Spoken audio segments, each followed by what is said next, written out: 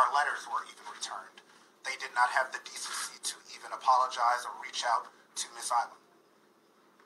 So if that's the case, then we're going to file a lawsuit. Especially when we had so many people that worked at Opera or were there that night reaching out to us, telling us what really happened that night. And what happened is shocking. A very experienced ownership group based out of Vegas has taken over Opera. And from what we hear and what we have reason to believe from our investigation, they had 1/4 the amount of security personnel working on the night of this incident. And this wasn't just a club night. This was a large concert by an international megastar. And they only had 1/4 of the security guards working. Now, is there a problem with it being a hip-hop event? Did they not care? We'll find that out. But we know for a fact all of the security guards were not working, were not paid to work, and they knew this ahead of time because the tickets were pre-sold. Which is why they didn't have the security guards who monitored the crowds to see who's intoxicated or who's out of control and remove them. Which is why they didn't have the security guards to stop this assailant from taking Miss Eiland to an area that was closed and assaulting her again. People are only looking at the first part of the videotape. Miss Eiland was attacked twice. We have video proving that. So it wasn't just negligence, which is the basis of most lawsuits. This was reckless indifference. This was callousness. This was pure carelessness for patrons in the city of Atlanta on Hip Hop Night.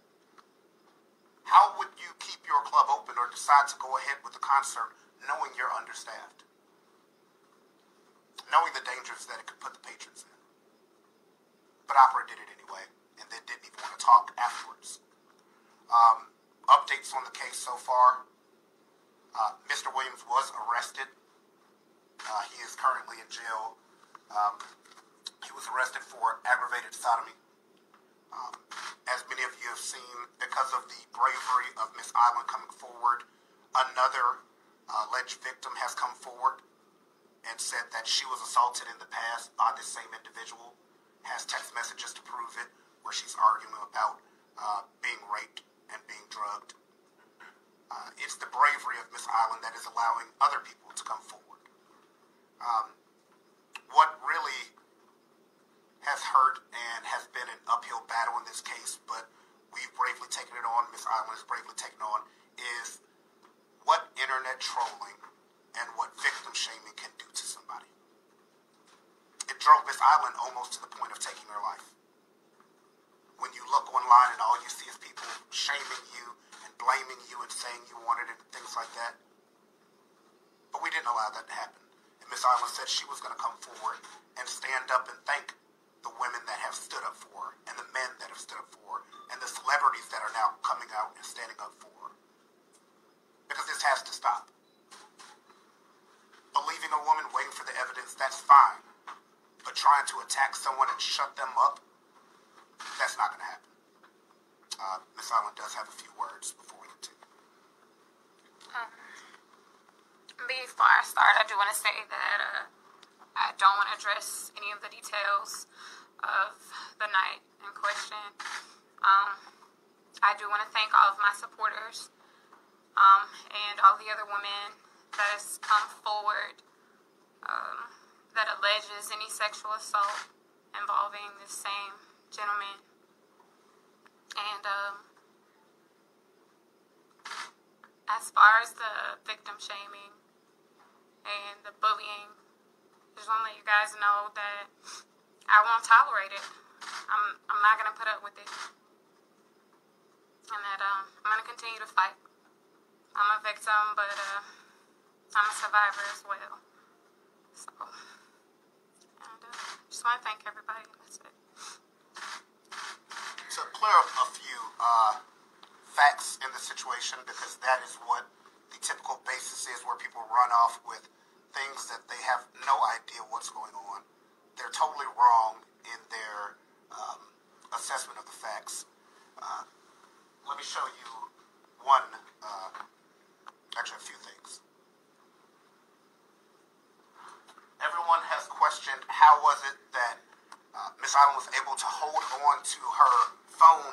this is going on.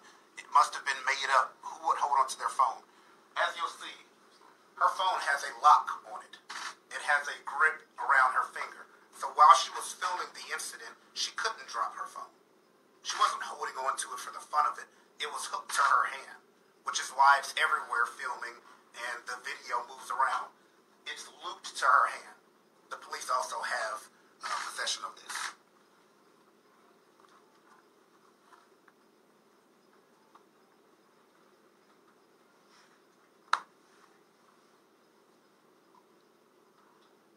People have looked at the video of her dancing and screaming and things of that nature. What they didn't realize, if you slow it down, there are definite times where Miss Eiland is fully incoherent. Eyes rolled to the back of her head, and then she's assaulted. This wasn't some willing participant agreeing with what was going on. If you watch the video and you slow it down, you can see she has totally lost consciousness at large parts of this incident, which allowed this to happen.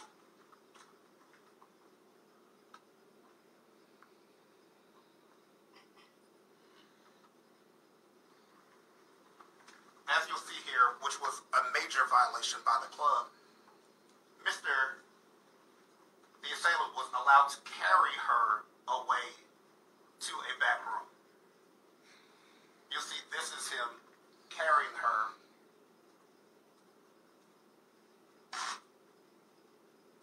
through the crowd, fully tucked as she's passed out, carrying her away. Now, per club policy, and per every standard in the industry, security intervenes if a person is too intoxicated or drugged or inebriated. They take possession of the person. You don't carry someone out of a club. But yet, this was allowed to happen because they did not have security there. That's the failures of this club. That's the failures of this club.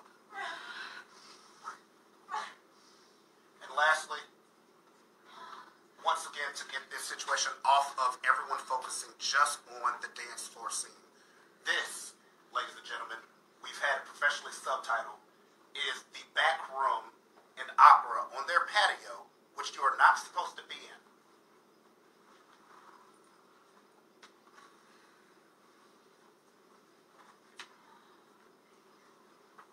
This is not on the dance floor. This is in a dark room in the patio area, which we've already talked to former employees that you're not supposed to be out there. At the end, you'll hear someone come running out there saying, "Hey, stop."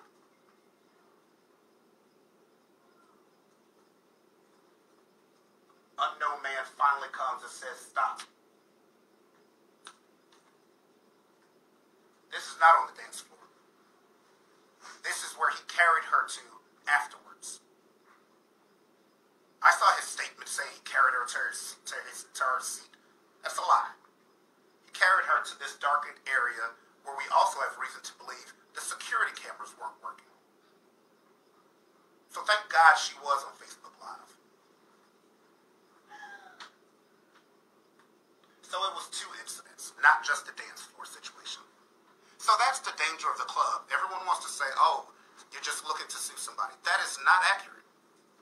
I'm looking to prevent this from happening to another young lady or young man in this city again.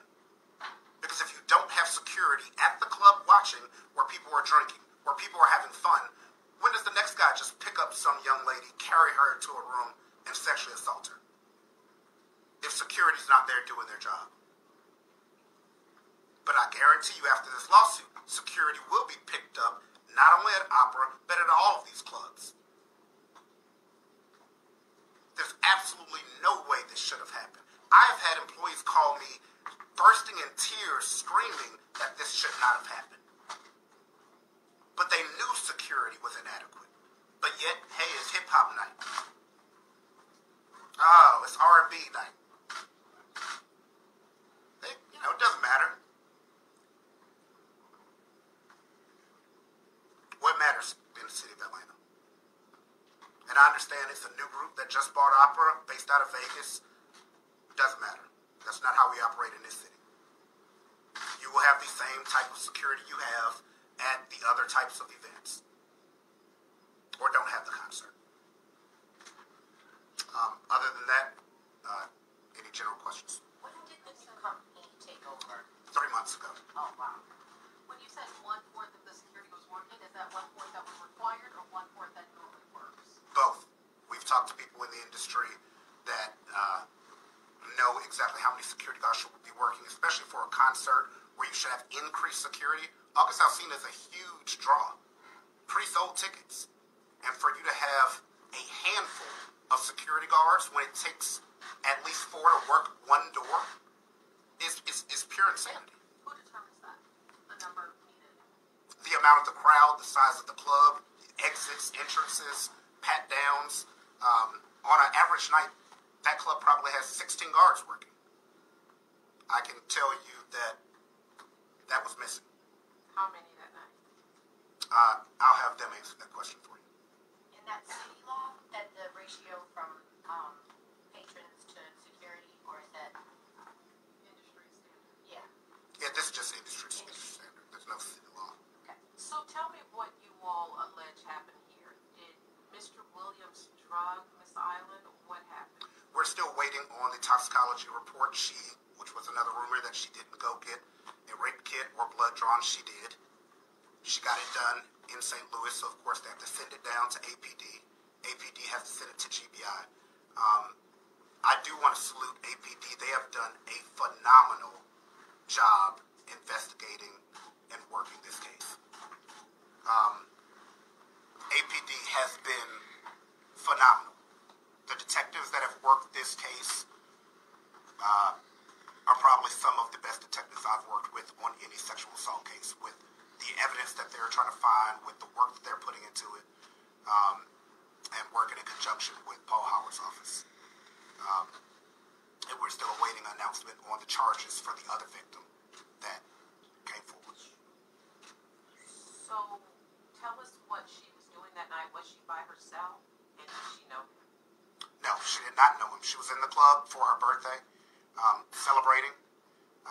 As you can see, if you watch the full videotape, she went from coherent, having fun, to having a drink that he kept talking her into having, to being out of it.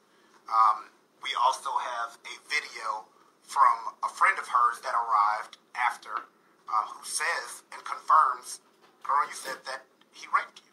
A lot of people were saying she didn't say anything about this for a long time. We have a video from her friend who says she did say something that night. So this is really just about clearing up a lot of the false lies that the internet trolls are using to try and get her to shut up. We are following some leads that a lot of this has come from affiliates of the assailant, to try and get her to be quiet. So Chris, I want to make sure I got the timeline. When she left off of that night, did she head straight to St. Louis? Was she conscious? You know what I mean? Like, when did she go to the hospital? Was it the next morning? Well, I guess it would be that day, just later on. Yeah, it would be the next day. The next day, okay. So she went to the hospital in Atlanta or St. Louis? St. Louis. The next day? The next day. She know the other victim that stepped forward? Now, victims have been reaching out to both her and I. No, I won't be representing any of them.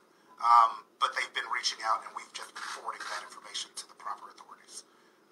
One of the individuals that did reach out actually has gone and filed an official police report. And a full investigation is taking place in that incident where she alleged she went out, had just 2 drinks with them, and woke up and had been assaulted. Ms. Eiland, can you talk about coming forward and how you came to that decision to come forward? I mean, typically news organizations don't name or show the face of alleged sex crime victims. This is a pretty bold step you're taking. Can you explain your train of thought as to coming forward? You mean now or?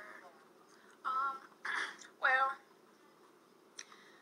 it did take a while, and I figured that had I not come forward and put my face forward, what would the next woman do? I can't say that this won't happen again, and I can't say that it will. But I know that I don't want to be the face of sexual assault. Let me clear that. But I would like to be the face for the next woman that gets assaulted. She needs to know that it's okay to stand up against cyberbullying. It's okay to stand up against victim shaming. And so that's what ultimately gave me the courage to stand up and go publicly. Can you tell us what, we saw that you just got upset and walked out. Trust me, we're not here to, we don't want that to happen, but can you just explain why? I've been kind of living under a shell. I'm not gonna lie, I've been under a rock. My Chris and Josh have been so good with making sure that I'm staying off the media, that I'm not in comments, and I've been following that. So, hearing the details, just kind of made me relive everything. So, What do you want to see happen after you made this courageous step to come forward? What's your ideal situation? I'm sure there's other victims out there, not even related to this case, but just period, who doesn't have the courage or hasn't had the courage to stand up and say, hey, me too. And so ultimately that's the goal. It's okay to come out and say, you're a victim of this as well.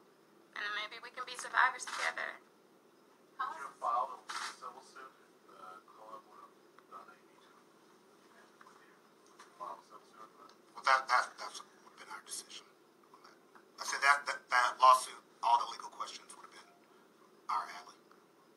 So, Chris, what are you asking for in suits exactly? What are you hoping to reach with them? Number one, we want to find out why this happened.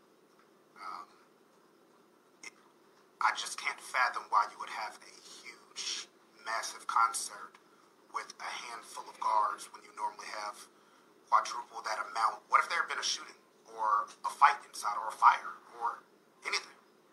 How many people would have died? And then what? Just, okay, well, guess we didn't have enough guards. But you knew ahead of time how many guards were coming. You knew ahead of time this was a big planned, massive concert. And we've heard this is not the first time that they started having staffing issues or security issues. I want to know why they don't care and what will be the remedy for that. Hip-hop events or R&B nights at clubs will not be treated any differently than the big mega EDM or alternative nights. It's just not going to happen. Not in this city. Was it planned to fly out to St. Louis the very next day? Was already planned? Next week was St. Louis. I drove. Was that planned? Not immediately, no. I sat for a while. And then I decided to get on the road after. I wanted to go. I wanted to go. All right. Does she Thank live in y'all. Atlanta or St. Louis? St. Louis. Okay. Thank you So, so much. Chris, one more question. You said something very striking earlier about that employees have come crying basically to you guys and said this never should have happened. Can you just go elucidate that a little bit for us? Yes, there have been big staffing problems since, I guess, new management or new ownership has taken over. And there's been major issues with how many security guards or how many staff are working. It's not just an issue with security. Even if you are having people work in the VIP area, which is where they were dancing near, there would have been, if the club was fully staffed, VIP hosts or VIP employees near the area that would have seen that girl looks like she's half unconscious. I hear someone next to me say he effed her to sleep or did X, Y, and Z. Let me get security. A coat check person would have seen a man carrying a little girl out into the patio and would have said, hey, security, you need to go here. Kind of hard to do that when you don't staff it. But, like I said in the beginning, they chose profits over protecting, the people of Atlanta. And that's fine, but this is the last time that'll happen.